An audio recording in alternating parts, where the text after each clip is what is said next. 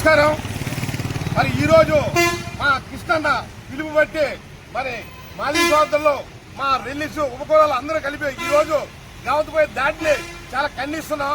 ఈరోజు మరి అక్కడ జరిగిన దాడి కేవలం ఒక దళిత జడ్జి మీదే కాదు, దళితులందరి మీద జరిగినట్టుగా. ఎందుకంటే ఈ రోజు ఎన్నో మంది ఉన్నారు, అక్కడ ఎన్నో మంది ఉంటే కేవలం ఆయన దళితులని చెప్పేసి ఆయన మీద దాడి జరిగింది. మరి దీనికి ప్రతి ఒక్కరు ఖండిస్తున్నాం. ముఖ్యంగా ఏంటంటే ప్రతి జిల్లాలో కలెక్టర్ దగ్గర ఈ ధర్నాలు చేయమని చెప్పేసి కృష్ణన్న గారు ఒక ఆదేశం ఇచ్చారు. రాష్ట్ర రెల్లి కులాల సంక్షేమ సంఘ రాష్ట్ర ఉపాధ్యక్షుడిగా మరి మేము కూడా మద్దతు ఇస్తున్నామండి. మరి ఆ వ్యక్తులకి ఎవరెవరు దాడి చేశారో ఆ వ్యక్తులపై తక్షణం కఠినంగా శిక్షించబోతే మటుకు కఠినంగా ఈ ఉద్యమాలు జరుగుతాయని చెప్పి కోరుకుంటున్నాం. నా పేరు అంజూరి దీపక్, ఎంఆర్పిఎస్ విశాఖ జిల్లా అధ్యక్షులు.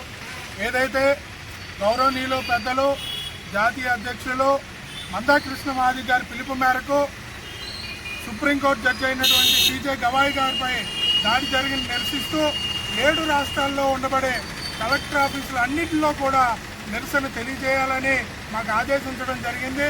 ఆదేశాల మేరకు మేము ఈరోజు విశాఖపట్నం జిల్లా కలెక్టర్ ఆఫీస్ దగ్గర నిరసన తెలియజేయడం, అదేవిధంగా మాతోటి మరి రెల్లి సోదరులు కూడా మాకు మద్దతు తెలపడం జరిగింది.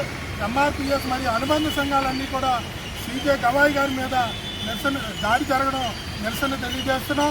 ఈరోజు మరి 52 జడ్జిలు మారున్నారు సుప్రీంకోర్టులో. వాళ్ళందరి మీద లేని వివక్షత ఈరోజు బిఆర్ గవాయి గారి మీద మరి జరగడం మేము ఖండిస్తున్నాం.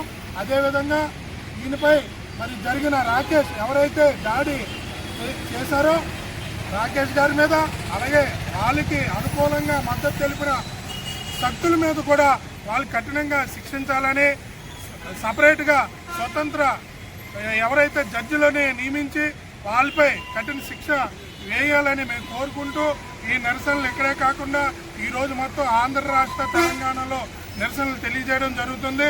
వీళ్ళపై బాగానే కఠిన శిక్ష కానీ విధించకపోతే దేశవ్యాప్తంగా కూడా ఎంఆర్పిఎస్ మరియు అనుబంధ సంఘాలు దీనికి మరి దాడికి దిగడానికి మేము సిద్ధంగా ఉన్నామని తెలియజేస్తూ